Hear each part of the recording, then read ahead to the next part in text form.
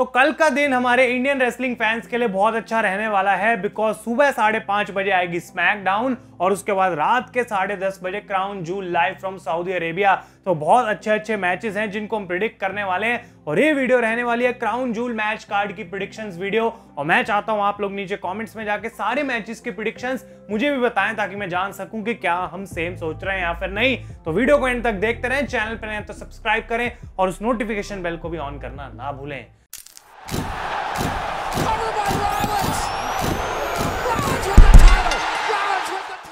तो गाइस मैं हूं आयुष और आप देख रहे हैं रेसल इंडिया और ये है क्राउन जूल की प्रेडिक्शंस भाई। जबकि कुछ मैचेस ऐसे हैं जिनमें लॉजिक नहीं बनता, दूसरी तरफ कुछ मैचेस ऐसे भी हैं जो आगे फ्यूचर स्टोरी टेलिंग के लिए काफी इंपॉर्टेंट है। तो हम स्टार्ट करते हैं यहाँ पे पहले मैच से और वो होने वाला है Randy Orton versus Kevin Owens. अब रिसेंटली इसको बनाया गया जब केविन ओवेंस ने हील टर्न करा, ना ही सिर्फ कोडी रोड्स पे बल्कि रैंडी ऑर्टन के ऊपर भी, और तब से रैंडी ऑर्टन केविन ओवेंस के आमने सामने इतने आए नहीं है। तो इनकी वो जो इंटरेक्शन है वो फर्स्ट टाइम क्राउन जूल में ही देखने को मिलेगी। और केविन ओवेंस इतने टाइम से खुद गायब है तो हमें नहीं पता कि एग्जैक्टली स्टेटस क्या है, किस हालत में वो शो अप करेंगे, क्या उनका मूड रहेगा, क्या उनका कैरेक्टर दिखेगा। तो वो कुछ एलिमेंट्स हैं जो इस मैच में मैं देखना पसंद करूंगा।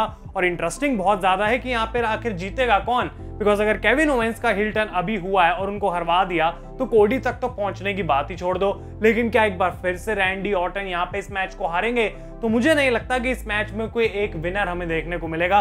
हो सकता है कि केविन ओवेंस की इतनी डार्क साइड हमें देखने को मिले कि जो ट्रिपल एच ने बातें बोली थी स्मैकडाउन में वो कहीं ना कहीं सच हो जाए और रैंडी ऑर्टन को वो इस तरीके से डिस्ट्रॉय करें कि मैच को या तो रोक दिया जाए या फिर डिस्क्वालिफिकेशन की वजह से केविन ओवेंस हार जाए। Because at the end of the day उनको मैच के रिजल्ट से फर्क नहीं पड़ता, उनको एक सबक सिखाना है दोनों रैंडी ऑर्टन और कोडी रोड्स को। तो इंटरेस्टिंग हो सकता है कि कौन इसे जीतेगा, लेकिन मुझे लगता है कि नो रिजल्ट, और अगर किसी को जीतना भी है तो वो रैंडी ऑर्टन हो सकते हैं, बट ओनली बाय डिस्क्वालिफिकेशन। इसके बाद बात करते हैं तो यूनाइटेड स्टेट्स चैंपियनशिप का ट्रिपल थ्रेट मैच हमें देखने को मिलेगा। LA Knight versus Carmelo Hayes versus Andrade. और मेरे हिसाब से wrestling wise match of the night होने की बिल्कुल कैपेबिलिटी रखता है। जिस तरीके से अंड्राडे और कार्मेलो हेज की तो भाई अब केमिस्ट्री सेट हो चुकी है, उसके अंदर एले नाइट को भी पिक्चर में डाल दिया जाए जो कि इन दोनों से लड़ चुके हैं, तो इंटरेस्टिंग मैच हो सकता है रेसलिंग वाइज। टाइटल चेंज की जहां तक बात है WWE एक शॉक जरूर दे सकती है, लेकिन आई डोंट थिंक अंड्राडे और कार्मेलो में से दोनों में से कोई रेडी है टू होल्ड दैट चैंपियनशिप। अभी एले नाइट को कुछ और टाइम तक चैंपियन रहना पड़ेगा और इस मैच में आई थिंक वो रिटेन भी कर लेंगे। और उसके बाद अंड्राडे और कार्मेलो हेज जो हैं उनको आगे अपनी फ्यूड थोड़ी और कंटिन्यू करनी पड़ेगी, क्योंकि आई डोंट थिंक इन दोनों में से किसी का भी वो कैरेक्टर अभी डेवलप हुआ है मेन रोस्टर के ऊपर कि अगर उनको एक चैंपियनशिप दे दी जाए तो वो हेल्प कर सकते हैं उस टाइटल की या फिर अपने खुद के कैरेक्टर की उसको साथ में यूज करके। तो वो चीज अभी हो नहीं पाएगी, इसलिए मेरी प्रेडिक्शन रहेगी यहाँ पे एलए नाइट। नेक्स्ट मैच की हम बात करते हैं तो ये होगा फेटल 4-वे for the women's tag team titles. और यहाँ पे तो मुझे पढ़ना ही पड़ेगा भाई, बिकॉज जेड कारगिल और बियांका बेलेयर लड़ रहे हैं अगेंस्ट डैमेज कंट्रोल, मेटाफोर यानी कि लैश लेजेंड जैकेरा जैक्सन और उसके बाद चेल्सी ग्रीन और पाइपर निविन से। और ये एक काफी इंटरेस्टिंग मैच हो सकता है, लेकिन टाइटल चेंज की जहां तक बात है अगर कुछ होगा तो जकारा जैक्सन और दूसरी तरफ लैश लेजेंड ये दोनों जीत सकते हैं, इसके अलावा कोई नहीं। अगर मैं पर्सनली इसको बुक कर रहा होता तो अभी मैं एक टाइटल चेंज नहीं दूंगा इसके अंदर, बिकॉज अभी तो टाइटल चेंज हुआ है और अगर फिर से वो वैल्यू एस्टैब्लिश करनी है इन चैंपियनशिप्स की तो कुछ ना कुछ तो यहाँ पे करना ही पड़ेगा, इन टाइटल्स को रिटेन करवाना पड़ेगा। चेल्सी ग्रीन और पाइपर निविन जो है वो आउट ऑफ द बॉक्स एक फैन फेवरेट हैं अगर वो इस मैच को जीतते हैं, बिकॉज जिस तरीके से चेल्सी ग्रीन का गिमिक अभी चल रहा है पाइपर के साथ वो बहुत एंटरटेनिंग हो सकता है WWE यूनिवर्स के लिए। तो मेरी प्रेडिक्शन जबकि यहाँ पे रहेगी कि बियांका और जेड रिटेन करेंगे, लेकिन अगर किसी मैच में एक टाइटल चेंज होने की पॉसिबिलिटी सबसे ज्यादा है तो आई थिंक वो यही मैच होने वाला है गाइस। इसके बाद बात करते हैं तो सेथ फ्रीकिंग रॉलिंस का मैच होगा अगेंस्ट ब्रॉन्सन रीड। और मैं पर्सनली बहुत ज्यादा इंटरेस्टेड हूं इस मैच के अंदर। मुझे लग रहा था शायद इसको एक फॉल्स काउंट एनीवेयर या फिर एक लास्ट मैन स्टैंडिंग मैच बना दिया जाए, लेकिन आई थिंक वो अभी होगा। इनका एक मैच नहीं एक से ज्यादा मैच होगा डेफिनेटली।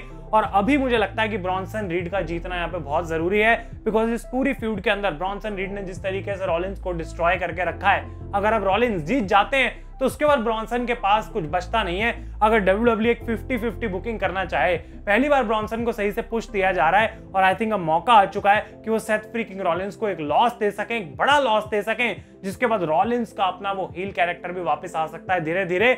और जैसे कि उन्होंने रॉ पे मेंशन भी किया कि अब मुझे अपनी वो बातें याद आती हैं कि मैं क्या केपेबल हूं, मैं किस हद तक जा सकता हूं, वो ब्रॉन्सन की वजह से सब हो रहा है। तो वो चीज और आगे एस्केलेट होनी चाहिए, बिकॉज इस फ्यूड के अंदर ब्रॉन्सन रीड स्टार बन के निकलेंगे और सेथ रॉलिंस का वो हील टर्न जो इतने टाइम से होना चाहिए था वो फाइनली रेसलमेनिया वाली ग्रेड पे हो सकता है अगेंस्ट सीएम पंक जब उनका वो मैच वहां पे होगा।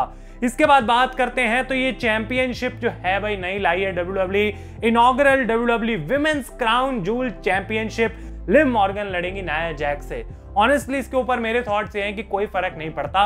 इन्होंने पहले वर्ल्ड कप भी किया था, इन्होंने ग्रेटेस्ट रॉयल रंबल भी करी थी और ये वो चीजें हैं जो सऊदी अरेबिया में ही रह जाती हैं, उसके बाद कभी इनके बारे में कोई बात नहीं करता।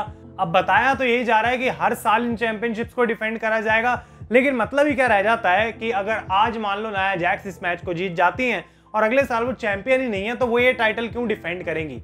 तो हर साल ये डिफेंड तो जरूर होगा, लेकिन जो आज जीत रहा है वो नेक्स्ट ईयर इसको डिफेंड नहीं करेगा। आई थिंक यही इसके पीछे लॉजिक है, यानी कि हर साल चैंपियन वर्सेस चैंपियन मैच होगा। अगर ऐसा नहीं है और जो आज टाइटल जीतता है वही नेक्स्ट टाइम डिफेंड उसे करे तो मैं उसको फिर भी कुछ रेलिवेंट मान सकता हूं कि साल में एक ही मैच होगा, लेकिन फिर भी कितना ही लोग इसके अंदर इंटरेस्ट ले लेंगे। और लिव मॉर्गन और नाया जैक्स की ये जो फ्यूड चल रही है, मुझे ऐसा लगता है कि यहाँ पे कैश इन होने का बहुत ही ज्यादा चांस है और टिफनी स्ट्रैटन को मोमेंट अब दे देनी चाहिए।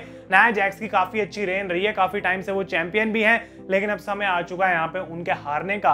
और अगर वो इस मैच को जीते या हारे उससे कोई फर्क नहीं पड़ता, लेकिन वो कैश इन होना जरूरी है और आई थिंक वो कैश इन होगा, जिसकी वजह से लिव मॉर्गन इस मैच को भी जीतेंगी और उसके बाद नाया जैक्स अपना टाइटल भी हार जाएंगी कैश इन से। तो बहुत इंटरेस्टिंग तरीके से दिखाया जा सकता है, लेकिन जिस पाथ पे लिव मॉर्गन चल रही है उनको एक और बड़ी विक्ट्री दी जा सकती है यहाँ पे, भले वो चीटिंग से हो, भले ही वो टिफनी की वजह से हो, लेकिन लिव मॉर्गन आई थिंक यहाँ पे इस मैच को जीतने वाली हैं।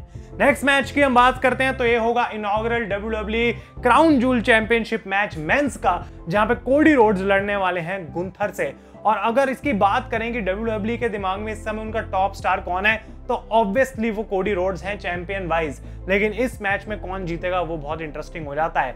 अब दो तीन चीजें यहाँ पे हो सकती हैं, पहला कि कोडी रोड्स क्लीन जीत जाए, गुंथर क्लीन जीत जाए, ये ऑब्वियस है। और इन दोनों में से कोई भी एक चीज मुझे सरप्राइज नहीं करेगी, बिकॉज दोनों कोई वीक अपोनेंट नहीं है एक दूसरे के लिए।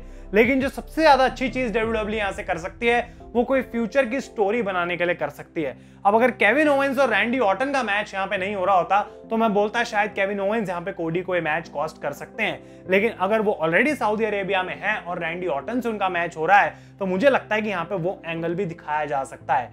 अगर यहाँ पे कोडी को मैच कॉस्ट नहीं करवाना और दूसरी तरफ गुंथर को कॉस्ट करवाना है जिसकी वजह से कोडी इसको जीते, तो गोल्डबर्ग वाला एंगल इसमें डाला जा सकता है। बिकॉज ये आ रहे थे रूमर्स कि गोल्डबर्ग काफी टाइम से WWE के प्लान्स में है, उनके साथ कुछ करा जाने वाला है। तो अगर सर्वाइवर सीरीज के अंदर प्लान गोल्डबर्ग वर्सेस गुंथर है फॉर सम रीजन, तो गोल्डबर्ग यहाँ पे कॉस्ट कर सकते हैं गुंथर को। लेकिन at the end of the day अगर मुझे प्रिडिक्शंस करनी हो तो ये बहुत टफ है और मैंने कोई बैटिंग ऑड्स नहीं देखे हैं, बिकॉज उससे मेरा आधा मजा खराब हो जाता है जान के कि कौन जीत सकता है। लेकिन मैं यहाँ पे कोडी रोड्स के साथ जाऊंगा बिकॉज वो एक सेफ चॉइस है। आई थिंक कोडी रोड्स को इतनी जल्दी कोई पिनफॉल दोबारा मिलने वाली है नहीं और उनको जितना मैक्सिमम प्रोटेक्ट करा जा सकता है वो करा जाएगा। अगर केविन ओवेंस वाले एंगल की वजह से वो हारते हैं तो फिर समझ आता है कि स्टोरी टेलिंग की वजह से करा गया और गुंथर को और भी ज्यादा ऊपर ले जाएंगे वो करके। लेकिन आई थिंक कि कोडी इस मैच को जीतने वाले हैं। और फाइनली जो मेरे हिसाब से शो का एक्चुअल मेन इवेंट होना चाहिए, बिकॉज सबसे बड़ी WWE करंट स्टोरी लाइन इसके अंदर ही चल रही है, मे बी होगा नहीं ऐसा, लेकिन रोमन रेंस टीम अप करेंगे with J and Jimmy Uso against solo Sikoa, I think टामा tonga and obviously Jacob फाटू। तो ये 6 मैन टैग टीम मैच होगा। और जबकि कल स्मैकडाउन अभी तक हुई नहीं है, मैच पहले से अनाउंस कर दिया गया है, जैसे ब्लड लाइन रीयूनाइट हो गई हो, तो भाई ऑब्वियसली वो एक दिन तक रुकने वाले नहीं थे इस मैच को अनाउंस करने के लिए। उनको पता था कि हमें टिकटें बेचनी है, हमें हाइप बनानी है, तो भाई भाड़ में जाए। स्मैकडाउन तो पहले से ही टेप्ड है, आधे लोगों को पता है क्या हो गया, तो कोई स्पॉइलर मैं आपको नहीं दूंगा स्मैकडाउन का, उसके बारे में हम कल ही बात करेंगे। लेकिन भाई यहाँ पे मैच अपने आप में बहुत ज्यादा इंटरेस्टिंग हो जाता है। First time in a very very long time यहाँ पे जिमी, जे और रोमन एक तरफ होंगे। वो अपने आप में इतनी बड़ी मोमेंट है कि लोग उसको देखेंगे बार बार ऑन रिपीट। लोग बोलेंगे कि माय गॉड यही तो हमें चाहिए था, यही तो हम देखना चाहते थे। तो जो वो ओजी ब्लड लाइन वाला नॉस्टैल्जिया हमें मिलना चाहिए वो फाइनली आएगा। लेकिन विनर कौन होना चाहिए, यहाँ पे एक बहुत ज्यादा बोल्ड मैं प्रेडिक्शन लूंगा कि भले ही रोमन रेंस यहाँ पे जिमी और जे के साथ रीयूनाइट हुए हैं, यही वो मौका है to give the biggest victory to the new bloodline. ये बात हमने बैड ब्लड में भी करी थी कि कैसे सोलो को रोमन को पिन करना चाहिए, बट वो हुआ नहीं। तो एक बार फिर से अगर नई ब्लड लाइन, सोलो की ब्लड लाइन यहाँ पे हार जाती है तो फिर वॉर गेम्स करके आखिर क्या ही होगा भाई। सैमी वैमी को इसमें घुसाने का क्या फायदा जब जिमी जे और रोमन ने मिलकर सारी चीजों को टेक केयर कर लिया। तो या तो कोई नया मेंबर सोलो की टीम में आएगा या तो हमें किसी तरीके से कोई डिस्ट्रैक्शन देखने को मिलेगी, कुछ स्टोरी लाइन ट्विस्ट जरूर होगा, पॉल हेमन आ सकते हैं। आई डोंट नो एग्जैक्टली क्या होगा, उसके लिए तो हमें वेट ही करना पड़ेगा। लेकिन जहां तक मेरा प्रेडिक्शन का सवाल है, मुझे लगता है कि नई ब्लड लाइन को यहाँ पे जीतना चाहिए, बिकॉज वॉर गेम्स उतना ही ज्यादा हीट अप हो जाएगा अगर WWE ऐसा करती है। तो आप लोग अपने ओपिनियंस बताएं मुझे नीचे कमेंट्स में। ये जो मैच कार्ड है काफी इंटरेस्टिंग है ऑन पेपर, और रेसलिंग हम एक्सपेक्ट कर सकते हैं कि बहुत ही बढ़िया देखने को मिलने वाली है। तो शो का इंतजार करें, रिव्यू आपके लिए आएगा स्मैकडाउन का भी, क्राउन जूल का भी सुबह सुबह संडे को आ जाएगा। तो भाई स्टे ट्यून्ड रहो, कल सुबह स्मैकडाउन, रात को crown joule. It will be a busy and a wonderful day for wrestling fans. अगर ये वीडियो आपको अच्छी लगी से लाइक करें, अपनी प्रेडिक्शंस नीचे कमेंट्स में छोड़ना ना भूलें। तब तक के लिए मैं हूं आयुष और आप देख रहे हैं रेसल इंडिया।